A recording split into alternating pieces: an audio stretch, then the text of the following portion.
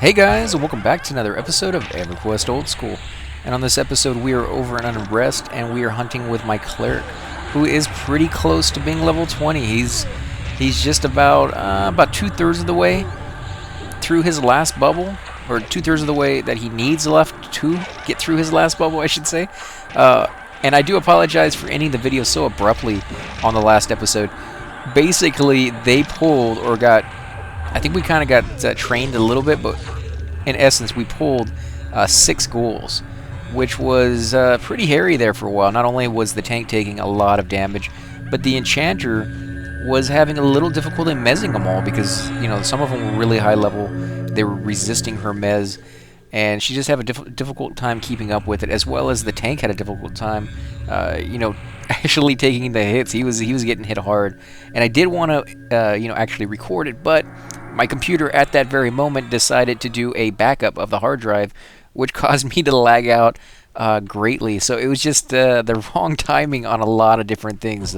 The back of the hard drive, the pull, which we weren't expecting, and then it was very, very chaotic. I didn't really have time to figure out what was going on with my lag, so I just stopped the recording, tried to keep everybody healed up, and we actually did it.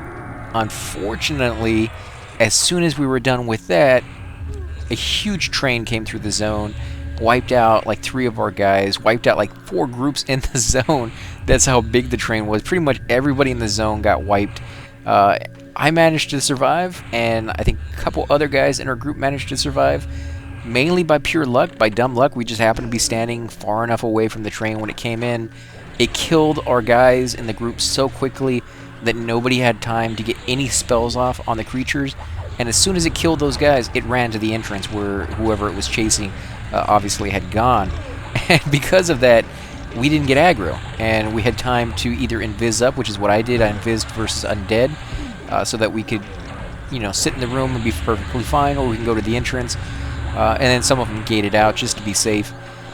Whatever you want to do to make yourself, as safe as possible so you don't die. In situations like that, there's really no etiquette other than if you're in a dungeon that's really, really deep, gating out, probably not an option, because if you do, you probably can't get back to the group, which means either if you're the single or sole healer in the group, then the group is going to have to leave the room just to come back and get you and then work their way back down, or if you're a class that is really, really nice to have, but not exactly essential, then they may just be like, well, sorry, you're out of the group now because you can't get back down to us, and they just keep going without you. So take that into account. The space that you're at was busy responding to a bunch of tells. Okay, so I asked her earlier, because I had come back from LinkedIn a short time after that train had wiped everybody, and when I came back from LinkedIn, pretty much there was another train standing on top of our group and people were dying, and I'm like, what's going on here? Who's training us? What's happening? Like, what did I miss while I was gone? I was gone for like a minute and a half while I was restarting Everquest because it shut me down. But yes, she was just now responding, letting me know that our paladin accidentally pulled it down on us and caused that. So small ringmail cape, bone chips. Let's see, so that's kind of nice. Again, if you're interested in getting a little bit better armor, such as a ringmail or bronze, these creatures drop that stuff. Now, this room, you're going to see a little bit more ringmail than anything else, depending on where your puller's getting his creatures from. If he's going upstairs, you're going to see a little bit more bronze, like this stuff right here.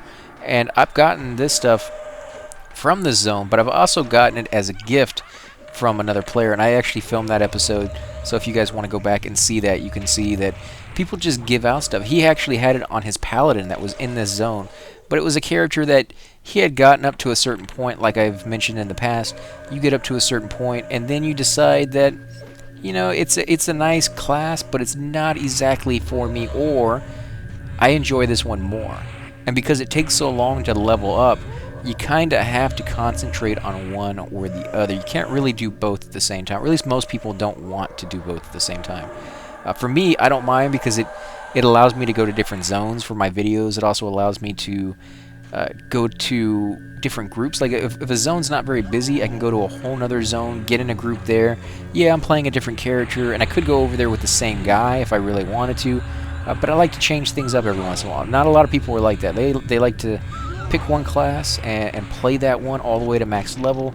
And then once they get to max level, and maybe they get into rating and stuff like that, then they decide, oh, you know what, I want to go back and try some of those zones I never tried before. That's when they do it. That's when I did it. I did my Shadow Knight all the way to max level. I really didn't get into any raids with him because back then Shadow Knights were pretty... You know, I said it before, they sucked. It's just the easiest way to say it. It's not nice, but yeah, they sucked. And no matter how good you are with that class, the things that they did to that character just made him not anywhere near as good as a monk or, you know, other people who could do fatigue death. Basically, even a necro could sometimes pull better than a Shadow Knight. So it definitely was one of those things that they weren't really wanted in groups that often. They didn't tank as good as some of the other classes. They couldn't pull as well. Now, don't get me wrong, I did extremely well in lower Guck. I think I was one of the best tanks, or best pullers at the time, because I was pulling from the living side all the way to the undead side. You know, I would pull the the evil eye so you could get the bag, all the way from that other side over to the undead, all the way to like the FBSS room, which was crazy. People were very surprised that that was even possible. But then again, you got to keep in mind that the zone was so camped that I was able to do that.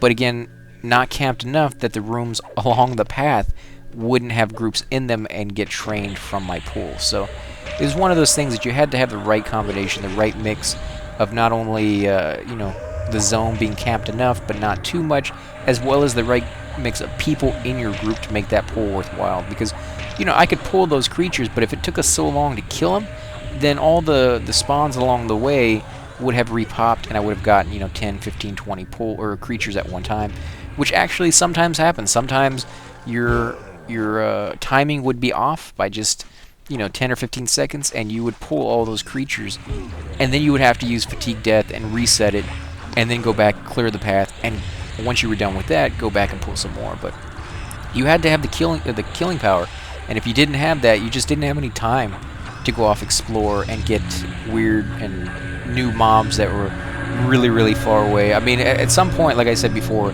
the zone was so camped that there was really no creatures to kill. You had your room, and that was pretty much it. And rooms with a named in it anyways tend to take some time before they respawn. I mean, it could be 22 minutes for the name to respawn. The creatures in that room may spawn on his timer, or they may have a lesser timer. They may spawn every 8 minutes.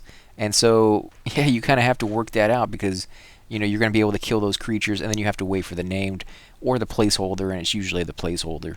I can't even find the front porch here. I just did level of Gargoyles and Ocean of Tears, made around 600 platinum. Wow, Oceans of Tears, and at this level, and they made 600 platinum.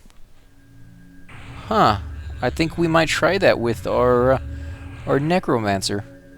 That would be a good thing, because if they can do it at this level, we're kind of close enough. I do want to level him up a little bit more over in the Desert or Northern Road, do a couple of dervish groups over there, or do some groups in the Oasis. Their eyes sell for 9 platinum each, and sometimes they drop 2. Is it heavily camped? Gargoyle eyes, huh? That may be kind of difficult, depending on who the merchants are over there. With my Necromancer, he may not be able to sell. And if he can't sell and the eyes are not stackable, I wouldn't be able to stay over there for very long before I had to leave. In Oceans of Tears, you have to get on the boat to get there. Otherwise, I don't know if you can get a teleport. I don't think you can. I don't think you can get a teleport over there, so you have to get on the boat. Not heavily camped, no.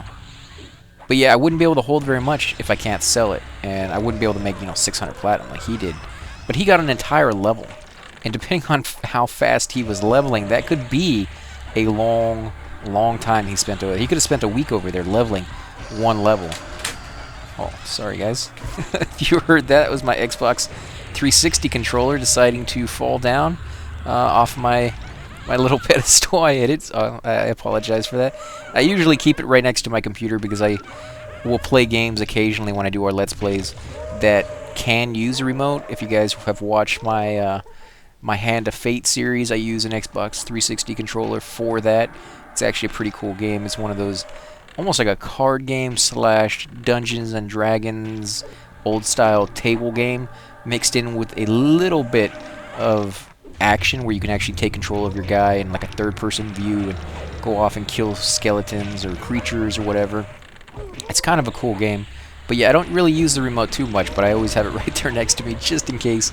And that one just happened to get in the way right there. Now, I was actually going to stand up and heal this guy at 95%. I caught myself. I'm going to do it anyways because I'm full power. But yeah, when you get like this where you're just aching to do something, remember you do have a damage spell. Now, I usually keep up invisibility versus undead just for those situations where a train comes calling, because you do want that. And I also usually keep up root, because you never know when something's going to get aggro onto you and you want to root it. Now, I haven't really talked too much about using root on creatures that aggro you. The one thing you want to make sure that you do when you do root it is that you root it away from the group. If it pulls it onto you, that's why I sit this far away from the group. You know, I don't like to sit where everybody else is at, because if I get aggro, I don't have to back away from where these guys are sitting. I can just root it right here and then run to where they're sitting, and I'm perfectly fine, and they are perfectly fine. Because just because the creature's rooted doesn't mean he stops attacking. If something is within his range where he's rooted at, he'll continue to attack that. So make sure you position the creature away from your group. If you're, you know, a caster and you're sitting with everybody, you get aggro, and the tank either can't pull it off, he's too busy attacking, you know, 14 other mobs, and he doesn't notice that you're getting hit, or he notices but he's still trying to get it off of the healer, or something that he believes is semi more important than getting it off of you at that moment, and you're left to kind of defend for yourself, then you want to pull it at least 5 or 6 feet away from the rest of everybody else. Root it there, and then move away from it. Now, that's easier said than done. I mean, you're a caster, you're getting hit pretty hard. You may not be able to survive moving it across the room, especially if it's a caster. If it's a caster, it doesn't matter where you root it. It's gonna, you know, it can cast. It's gonna hit people. So those you don't have to worry about too much. But the actual tanks and stuff like that, you want to move across. Again, if you're about to die, then root it wherever you have to. Root it right on top of the group if that's what you got to do, because the group will move if they have to. And I would prefer the group to move, take a few seconds, get up and walk away, than for somebody in the group to die because they were trying to position the mob just right and it wasn't working. It was getting resisted. They kept moving it around. The paving was all over the place. It happens. And if that does happen to you, just remember, you're more important than just positioning it, than a little bit of life. If I have to work a little bit harder as the healer to heal everybody else so that you don't die, I'd rather do that. But again, most situations will have it where you could, you know, pull it off and root it over there. Just something to think about. It's stuff that you can learn as you go and integrate it into your character. I know it sounds really complicated if you think about all the things that a character has to do, and I haven't even gotten into, you know, more than like 5% of the stuff you're actually supposed to be paying attention to and doing. As you level up, it gets even harder and harder and harder, and there's more things you need to concentrate on and do. But they really become like second nature if you do them as you level. You become like muscle memory, you know, you just learn to do them and you don't even have to think about it. When a tank pulls, or not even a tank, I mean a puller pulls it into a room, you know, he'll automatically turn the mob to position it so that the frontal AEs don't hit the group. He's also positioning it so the backstabbers don't have to keep moving around to be able to hit it. The reason he does that and not somebody else is because, one, he has the aggro, so therefore he can do it, and two, you don't really want the rogue to have to position himself every single time, as I mentioned before, because if you pull it into a room and the mob decides to stop right at the door, that means the rogue now has to either get really close to that door to backstab him, or he has to get outside the room and keep the door open to do it. I would rather the tank do that, because again, you never know when a roamer's going to come by. The tanks or the puller is going to be more familiar with that area than the rogue will probably be. I mean, the rogue can sneak around and look around, but the puller's familiar with what's up, what's he going to pull next, where are the paving issues, and all that stuff. So he knows when it's safe outside. He knows when it's not. And so if he's out there positioning it, so he's outside the room and everybody's inside of it, hitting him from behind, and he notices, oh, there's a roamer about to come in, he'll literally come into the room and pull it back as far as he can, or just close the door. Sometimes that's all you have to do is close the door. And then people will just hit it from the front for a few seconds until the payler goes by. He'll open up the door again and do it again. You just kind of have to follow the lead of the puller. Don't kind of question, what he's doing at that moment. Question him after the fact. Be like, why'd you close the door? What were you doing there, right? And he'll let you know if there's a reason behind it. If he was just being stupid, he'll probably let you know that he was just being stupid, or his cat jumped on his keyboard and made him walk all over the place or something weird like that, But once you learn it, it's very satisfying to know what he's doing and why he's doing it. You can anticipate his actions and give him what he needs to survive. And the more you give him what he needs to survive, the more he gives you what you want, which is either experience or loot. Because again, he can pull further, get more creatures. He feels more comfortable. So do you. And that's exactly what you want in this game. You want everybody to have a good time and get what they're after. Everybody got different needs. Some people are very loot oriented. I'm not one of those people. I don't really care about loot all that much. It's nice to get it, and it definitely makes a huge impact on your character and what he's capable of doing in the future. So it's definitely something you want to get. You don't want to be like, that thing's better for me, but I'm not going to get it just because. Get it. You're in the group, roll on it, or just let them know that you need it. Anytime you're in a group, if it's an upgrade, say it's an upgrade. They don't know. They're not looking through every person's armor and memorizing what you have and saying, oh, okay, yeah, that's actually an upgrade for you, Sometimes, if it's very specific of an item, where it's, oh, that's very wanted by clerics, or that's, one of those sought-after pieces by rogues, they're quite literally ask the rogue, or they're ask the cleric in the group, they'll be like, do you need that? And if you say no, then everybody randoms on it. If you say yes, some groups will be like, okay, everybody random on it anyways because they don't care about you. But for most groups, they'd be like, okay, you can have it. Because they want you to get upgraded. It makes things easier for them as well. So, plus, they're kind of hoping you will, in turn, return the favor. So when something drops for, whatever class they are, an enchanter, a rogue, a ranger.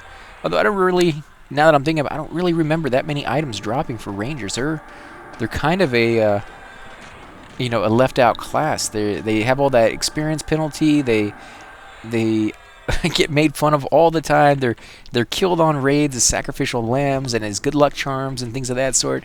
They really have a hard life. And to add insult to injury, there's not a whole lot of armor specifically designed for them that I ever ran across in a lot of the zones that I went to. So maybe they have zones that have really good armor that are kind of out of the way, which again kind of adds to the effect that it kind of sucks to be a ranger, because now you have to go to zones that really don't have groups, and you have to hope you can get the loot there, and all those things combined into it. So yeah, it's you definitely want to play a class that you enjoy, because you're going to have hardships. Every class is going to have hardships. Clerics, for me, they run so slow compared to my Shadow Knight. He ran so much quicker without so, or saw, or however you want to pronounce it. Hopefully you guys don't mind the way I pronounce so, because everybody has their own way of doing it, as well as Kinos or Quanos. Everybody has their own little way of doing that, and I know some people really get annoyed when they say it differently than what they're used to. I don't really get that way. I understand that the world is made up of tons and tons of languages, and even in those languages, there's tons and tons of different accents and dialects of that language. So I'm more than happy to actually hear it. In fact, I enjoy hearing other people's accents. I don't really think I have one. If you guys think that I do, let me know. That'd be interesting to find out. I live in Texas, and one thing that I consciously try to avoid saying is y'all. I say that all the time. It's just a common word that I say. Living here in Texas, you just grow up hearing it, and you just become accustomed to using it yourself. So I say a lot of like you guys. I'm doing that on purpose. I know y'all kind of tick some people off. They're not really big fans of that. Some people enjoy it. Don't get me wrong. Some people will like that. I say you guys. It's more like of a New York kind of thing, you guys. But I think that sounds a little bit better. But anyways, like I was saying, it just everybody has their own way of pronouncing things, and try not to get too upset about it. It's just Yeah, it could be kind of interesting if you embrace it. If you actually go like, yeah, I want to hear how you say those words. I saw a video not too long ago that had it had all the money from the world, and it showed all the different countries, right? It showed all their different kinds of cash, and then it showed how they actually count their money. It was one of the most interesting videos I've ever seen, because before I had seen that video, it never even occurred to me that people from other countries quite literally count their money differently. It's amazing that just being born in a certain place and getting those little almost inheriting the traits of the people there, that you would do things, just something that simple. Money, it's paper. You're just moving it through your fingers, and you would think that would be kind of instinctual, that you would all kind of do it in the same few different ways. But no, there was tons. There's like hundreds and hundreds of different ways people count their money. Some of them are really, really in depth and strange and complicated, but really cool to watch. And I'm like, who designed that? Who came up with counting your money like that the first time and thought that was a good idea? I'm going to do something so complicated where it takes me like 20 minutes to set up my bills, so that when I count it all works. You have to watch that video. In fact, if I can find it, I'll put a link to it on this one so you guys can check that out, because it's kind of mind-blowing. I love videos that expand or open my eyes to other ways of life, because that's what travel does. If you ever travel anywhere, you always seem to come back a little bit different than when you left. You come back a little bit more knowledgeable, a little bit more, I don't want to say worldly, but kind of, you're opening your eyes to different points of view. And I think that always, in the end, makes you a better person, just to understand other people. You may not embrace those qualities, but you at least understand those people a little bit better, because you get to see, a little bit of their life and see how they do things, and understand that everybody's a little different, and there's nothing wrong with that. In fact, it's kind of cool. If everybody was the same, kind of like I talk about in EverQuest, if you're doing the exact same thing day in and day out in a group, it gets a little boring. You go into that like zombie mode, kind of like you do at work, where you come in, sit down, and most people, if you asked them what they did that day, after about the first 30 minutes of getting there at work, the next 8 hours is a blur. It's just the same thing. You're sitting at a computer, you're moving packages from one side to the other. You may be exhausted, or you may just be bored out of your skull, but it's pretty much the exact same thing that we all do day in and day out. And it doesn't really, when we think back on our day, we think back on the stuff that we enjoyed, like, oh yeah, the guy in the break room made a funny joke, or that guy fell down and tripped, or something funny that happened, or something enjoyable that happened. You don't remember the boring, monotonous, everyday action that you do all the time. It's the same thing in this group.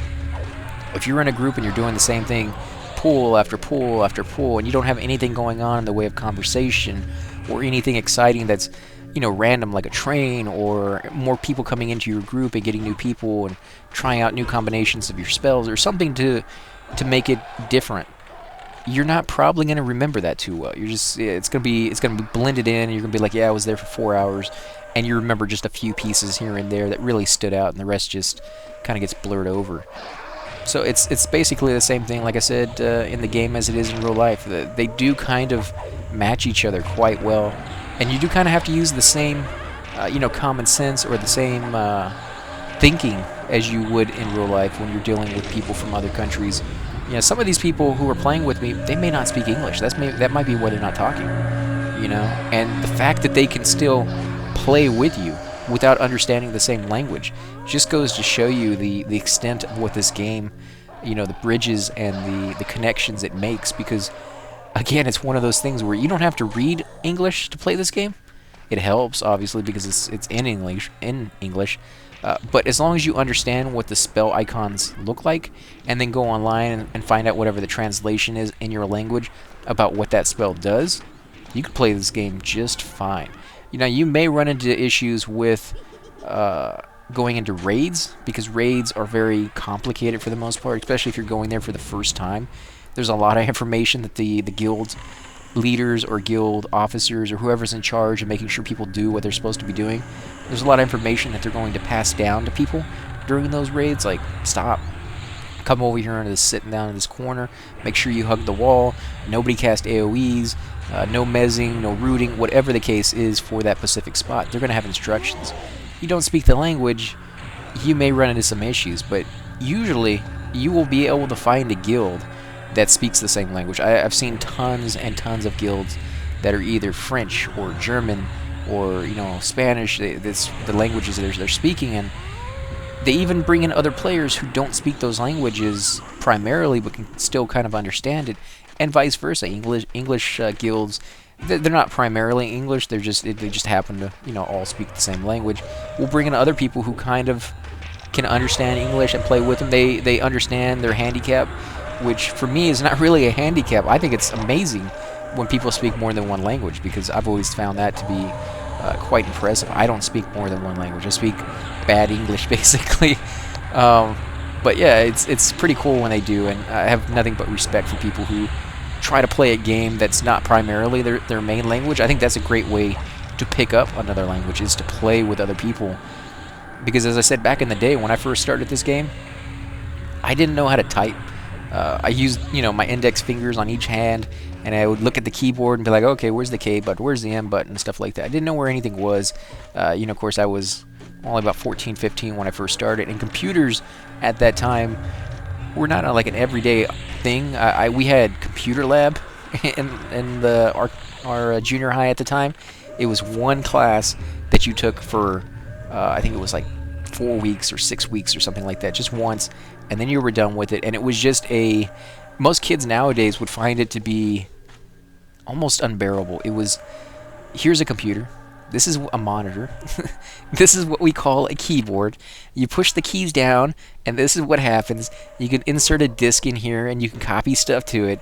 This is how you delete stuff. It's so basic compared to the stuff that kids are doing nowadays. But you got to remember, the computers had just come out. The teachers themselves didn't even know how to use computers. They didn't just come out. They had been around for a while, but they had just become cheap enough and available enough that a lot more people were starting to get into them. A lot of companies were starting to use them regularly. Even the smaller companies were still getting the computers and stuff like that. And the schools were being given lots of computers for free, so they're like, oh, we got to do something with it, and we need to train these kids how to use that, because they're going to be using it in their everyday life. I don't think they had any inclination about just how big computers were going to be taking over our lives. Otherwise, they probably would have given us entire year's worth of classes on computers. But needless to say, it was just a very short class, and they had, I think one day out of that 6 weeks or something where they talked about typing, and they're like, this is the positioning of your hands, and this is how you should do it. And I tried it during that day, and it didn't feel right. Of course it doesn't feel right. You're learning it for the first time. Nothing feels right. Almost nothing feels right the first time you do it. So when you're learning that, it took a while, and I didn't do it at first. I mean, I tried it, and it didn't work for me. And then I think about a year later, I started playing Everquest. And again, Everquest is one of those ones, we didn't have voice, we didn't have audio of any kind. If you wanted to communicate with somebody, you had to type it out. We didn't even have hot buttons where you could make emotions or hotkeys where they were already typed out and stuff like that. So when you wanted to type out incoming, you quite literally had to type /incoming, enter, while you were running down the hallway, which is incredibly hard to do if you only type with one hand.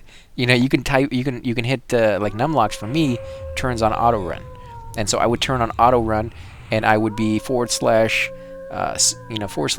space, and then I would move my arrow keys so that I would be going around the corner.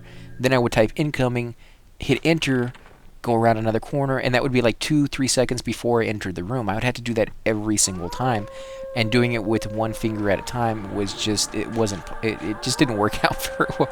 By the time I got into the room and we were fighting, 10 seconds later, incoming, right? Oh wow, great for the delayed response guy, that works out perfect. Or you would type it out ahead of time before you pull the creature, then you would hit the spell, and then you would hit enter. You could do it that way. But if anything ever happened, if anything unexpected happened, like, oh, I'm blinded, and you need to communicate that with the group, you would have to actually type that out. And you wouldn't be able to see what you were typing because, of course, you're blinded. You can't see anything on the screen. So you would have to use the keyboard, type it out, hope you got it all right, hit enter, and hope everybody could see what you were saying. The same thing if you get rooted. Of course, you could see what you were typing then, but you needed to let them know, I'm rooted down the hallway. Could somebody come over here, you know, the backup tank or the rogue or somebody, come over here, pull the creature off of me into the room. Maybe they could root it, wait for my root to wear off, I can come back in. Otherwise, I'm going to die out here all by myself. I'm too far away and I can't move, right? You got to let them know that, and you got to let them know that pretty quick. Otherwise, you're going to die often for almost no reason. You didn't need to die in that situation. And so typing definitely helps out. Oh, we just lost somebody right there. Need to pay attention. Alright, ladies and gents, I'm going to take a break. I'll see you guys on the flip side. Okay, later, BB. Salute. Elixir is lead. Okay.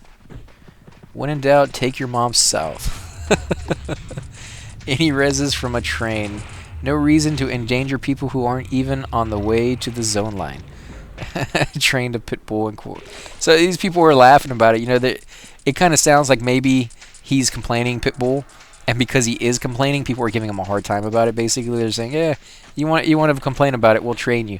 They're not going to actually train him. They're just making jokes because he's obviously taking it a little bit more personally than he really needs to. You can just see there's another train going by. Now, that's a pretty low-level train because as far as I saw, I think it was just one skeleton and like 4 spiders. So I don't think that's really going to be that big of an issue if it pays back. It's kind of weird. I mentioned this on one of the other videos. You don't really get spiders in this room very often. They're outside. They don't really get pulled because they're pretty low level. I mean, if you're going to pull anything, you pull the courtyard before you pull those spiders. They're even lower level than the courtyard itself, so you don't really do that too often. And the last few days, we've seen them in here quite a bit. I don't know who's doing that. Strength, dex, and haste, please. Good to be back. CR runs give me anxiety. I hear that. Yeah, they do. They do cause a little bit of stress sometimes when you. Oh my God, tormented. Tormented dead. Let's see. What color is she? Oh, she's green. Tormented dead. Very cool looking though. I like the. Oh, some lurking zombies and skeletons. More of these death beetles. Who's pulling this stuff? And why are they coming from further in the zone? This is weird. Okay, so they killed that. And it's been a while since I've actually been conning things. I don't know how much experience we've been getting. That might be why we're leveling so slow, is that this room is pretty much on the last leg for us. And when we get to level 20, that may be... What is Yard Trash doing here? That's exactly what I'm saying. It's strange. It doesn't happen very often. Or at all, ever, really. I mean, this is one of the handful of times I've ever seen it, and that's including my first playthrough. That's how rare this is. It's not like it's dangerous, though. It's just... It's a waste. It's a waste of power. It's a waste of time. Almost nobody in this group is going to be making experience off of these things, and they're very easy to kill. It's just funny. It's really funny to see a whole bunch of those guys. Oh, okay, we got a ghoul. Now, again, it's been a while since I mentioned this, but I kind of go back to it every once in a while because I don't know if the people who are watching this, can someone cure rabies, please? I got it. Okay, so they got it. I don't know if the people who are watching this are coming to it brand new, or if you guys have been watching all of my videos, but when you kill these ghouls, you got to make sure that you have a magical weapon. Otherwise, you won't be able to hit them. They'll be invulnerable to your attack if it's not magic. Now, you also have to keep in mind that if you're a paladin or a shadow knight, if you get bash of any kind with your shield, you need to make sure that your shield is also magical. So if your weapon is magical but your shield is not, you'll be able to hit with your weapon, but your bash won't do anything. It won't stun them, it won't damage them, it won't do anything at all. You also have to keep in mind that if you're a monk and you have like spinning kick or roundhouse kick, whatever their kick is called, it may just be called kick for all I know, because I've never played a monk before, but I know they have a kick, I know they have some other stuff that they can use. If you're kicking and you're basically using your feet, you need to have magical boots on. And it sounds weird, magical boots, what are those, right? Well, no, it's just, if you have anything that's high enough level, other than like bronze armor really, I don't think it has magic on it. Let's look at that. Yeah, it doesn't have magic on it, but if you look at like your bracelets, you know, that's something I got off of a named here. It's the hand that I got, the hand creature. It drops this bracelet. It's a magical item. Other boots out there will be magical items, like the gold and the free boots are magical items, which are incredibly good boots for either people to wear or people to sell.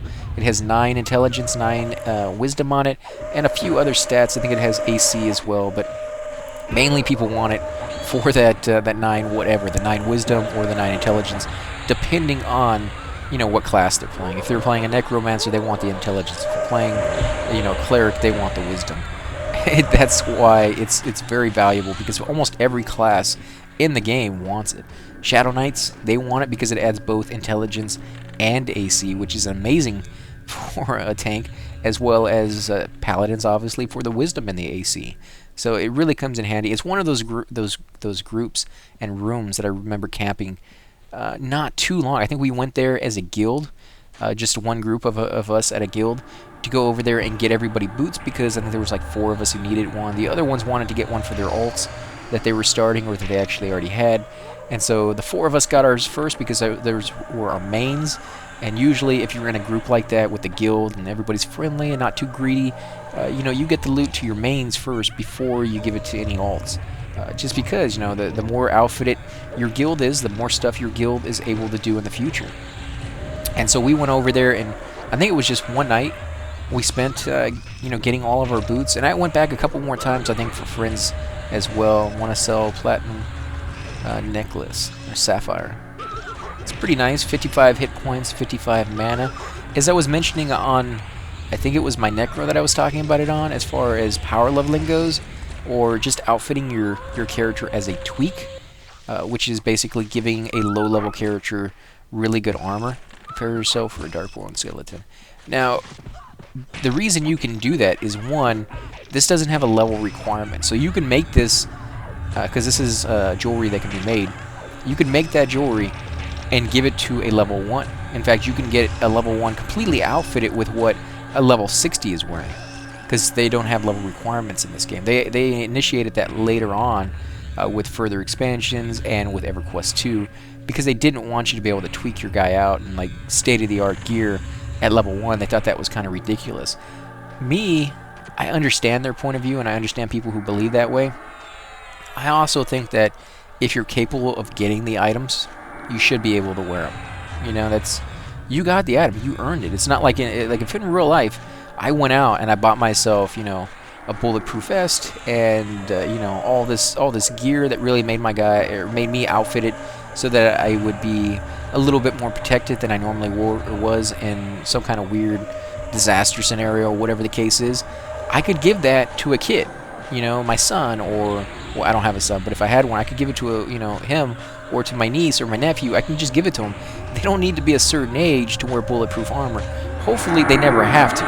Hopefully that's never a thing that they ever need, but they could. There's no, if I give it to them, they can't be like, oh, it has a level requirement. It's not like that in real life. And this game tried to make it as realistic as possible. It made it where you needed food and water. It made it where, when you die, there's nothing like that in real life. Where you die, you can get a res and stuff like that. At least not yet. Maybe one day we'll be lucky enough to get that. But within reason, they try to make it as much realism as they possibly could. And when they added that level requirement, it just seemed like it was weird. I understand why they did it, but it didn't really fit with the theme and the way they were trying to make the game as real as possible. But then again, they went in a different direction after a certain point. A lot of the programmers, a lot of the lead people in charge actually resigned over, from what I hear. They didn't like the new direction they were going in. I think what they were trying to do was compete with WoW, which is World of Warcraft, which is a great game, guys. If you haven't played it, you definitely should check it out. It's just a different type of game. It's, some people, especially when it comes to Everquest and WoW, there's people out there who hate one or the other. They hate WoW or they hate Everquest. They're on and they love the other one. So for me, I like both. I enjoy both. I enjoy all types of games out there. But I try not to compare them to each other, because Everquest and WoW are nothing like one another. They're not really in the same genre at all. They're both MMOs, yes, but they both have their own different feels and their own benefits and cons to them. and nothing is as easy as black and white. There's no, oh, that one's better than that one. It doesn't work that way. It's whatever you like. You know, even if everybody else doesn't like it, if you like it, what's the harm? As long as you're not harming anybody. And by playing a game, you're not harming anybody. As long as you're, I guess, as you're not doing online bullying or something like that, you can't be considered harming anybody. But I never considered online bullying really that big of a thing. I know, yeah, they talk about it all the time on the news, and it's this huge taboo to do nowadays. And I would never do it, but you know, in the situations where I've been bullied online and stuff like that, where I've had negative things said about me online, what do I care? Like, why do I care what some jerk that I'll never meet online, who I don't even like anyways because of the stuff they're saying to me, really says? Like, what does that mean to me? I can log off, or I can go someplace else. He can continue talking. In most MMOs, you have an ignore feature so that you can block people from sending you messages, and that gets rid of it. So I don't understand, you know, the whole thing, you know, with arguing with these people. If I find somebody who's completely and totally annoying, I just don't group with them, and I put them on the ignore list. It's only happened a few times that I've ever even used the ignore list, but it does happen. Occasionally you find somebody who just likes causing trouble in the chat channels, and it's kind of funny. Most people... hold on a second. Hail, dude, and fight in corp. What are they doing? Oh, that's upstairs. Okay. It's like, what are they doing here? Why are they... Nobody's looking for an invite here. But no, I think it's upstairs that they're talking. We can see it because basically I'm sitting right underneath where they're at. Now, Say usually only has like a... I don't know what it is. It's like a 20 or 30 foot radius around you. So not a lot of people can see what you're saying. But that's exactly what it was intended for. If you wanted a lot of people to see what you were saying, you did it out of character, which is /OOC. If you wanted everybody in the zone to not only see what you were saying, but to pay attention to what you were saying, you did a shout. Shout came out in the zone as red text. It's bright red. Everybody sees it. Everybody looks at it. It definitely draws the eyes to it because it's usually in bold as well. And it says so-and-so shouts something. And usually only people will use shout if it's very, very important. If you use it for something frivolous like looking for a group, people will get after you. You know, people will be like, don't do that for looking for a group. You know, use OOC or use the thing that it was made for. But if there's a train to zone, or you know, you're getting angry because somebody just stole your name kill and you want to find out who it was, then you can use shout, and people usually understand it for those reasons because it grabs everybody's attention. That makes everybody pay attention. The same thing as if you want to give out information that you feel is vital, like a guild event or a GM event is going on in a certain zone. Most of the time, nobody's going to complain if you do a shout for that, because those are very, very hard to get into or hard to find. They happen randomly, and unless you're on when they happen and then hear about where they're at and that they're even going on, most of the time you're going to miss them. They're just very, very hard to get into. I think I only went into 2 my entire time I was playing the game, and yeah, it's just one of those things that even if you're on all the time and one's going on, you may not be free. I was in Seb one time when one was going on, and my group was really kicking butt. We were doing a great job. I didn't want to leave. I did want to check it out. They were always cool when they did, when they actually did those events. And at the beginning anyways, when Everquest first came out, they gave some really, really cool stuff away. They made items specifically for the GM's Train to Zone hags. Okay. I don't think we're going to want to stay here. We're going to have to go back here into this room. Nope. Let's see. I guess they're not going to be careful. We want the bard. Let's sit over here. Now, usually when you have a train, I guess they're not going to come in, but usually when you have a train and you're in this room, the main room, you don't want to stay in there. Because if you do, when the mobs pave back, chances are you're going to get aggro. So the best bet is to come back into this room, sit here just to avoid that train. That's what I would suggest. But these guys don't seem to be doing it, so I'm going to come back over here and sit back on my little table. Because if they're going to get hit, I'm going to heal them. I'm not going to let them die. And so there's no reason for me to be in there if they're not going to be. So, hags. There they come. So somebody pulled them back over here, which is good because we only want it one at a time, which is what we got. Let's see. Oh, wow, he's getting hit hard.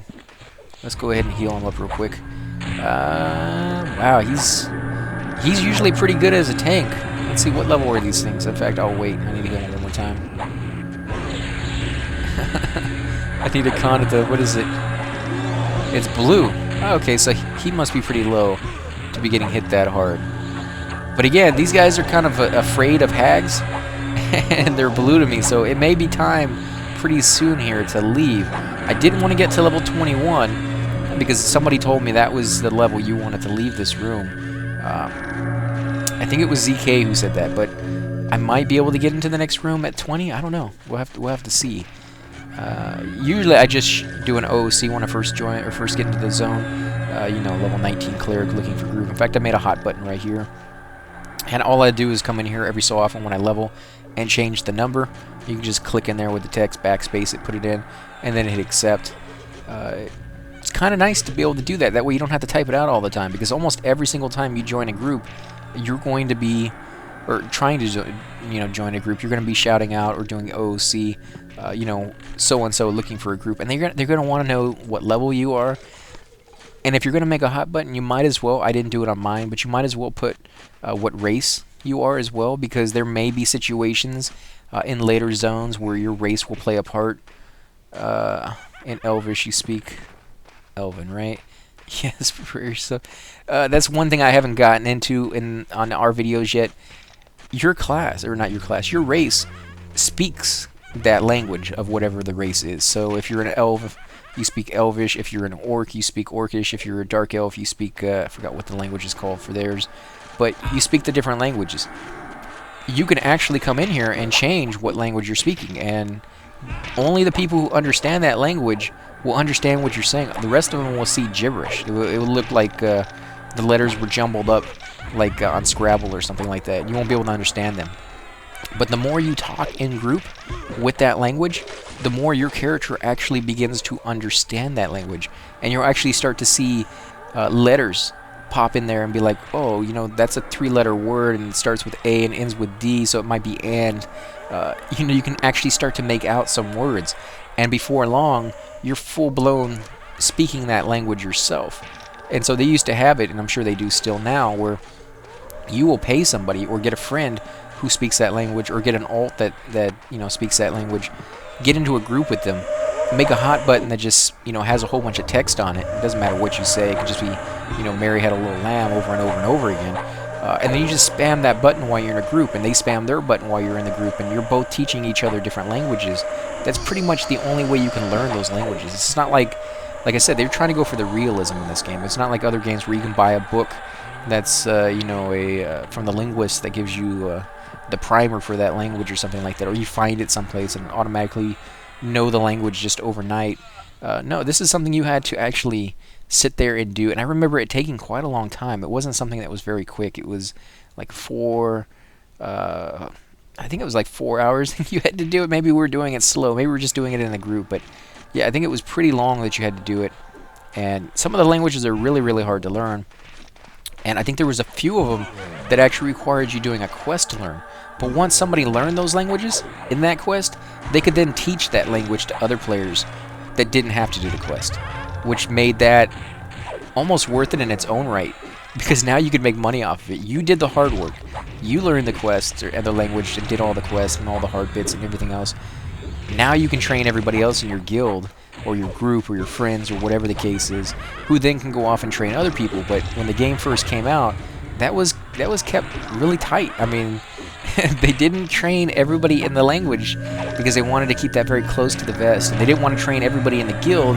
Only a few select people who they knew they could trust that weren't going to leave the guild, because a lot of the time, back in the day, people would join guilds and leave them kind of willy-nilly and just, okay, I'm in the guild 1 week and I get a whole bunch of good stuff on a raid and then I'm gone, which actually gave rise to the DKP points, which is just a way of keeping track of who is going to get loot. Basically what it is every raid that you show up to, you get assigned whatever the amount of points is that the guild leader wants to assign you. If they're not actually physical points they're giving you in-game, they're writing it down on a piece of paper or keeping it in a computer program where they keep track of all of it in Excel or something, and they give you, say, 10 points for every raid you show up. So now you showed up to 3 raids. You're a cleric. You showed up to 3 raids. You got 30 points. A new cleric just joins the guild. He showed up tonight. That's it. He's in the new raid. He's in the raid tonight. You have 30 points. He has 0 because he hasn't finished the raid yet. The moment he finishes the raid, he'll get his 10 points. So a cleric gear drops, and you want it, right? Well, if you're the only cleric in the zone or in the guild in the raid, you automatically get it. You don't have to use any of your DKP points. But if you're in there with, say, 3 or 4 other clerics, which is not, beyond the realm of possibility, other classes have an easier time being, the one only or just a few of them.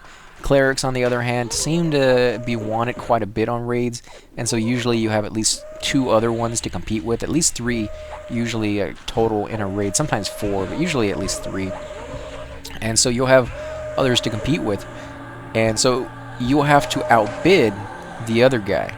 And so if you have 30 points and he has 10 points, he may bet 10 points just to raise the limit up to yours, to make you spend more DKP points. Because if he raised it up to 2 and you say, okay, I'm going to spend 3, well, then you get it for 3. But if he raises it up to 10 and you have to go to 11, that means you spent 11 of your points for that item.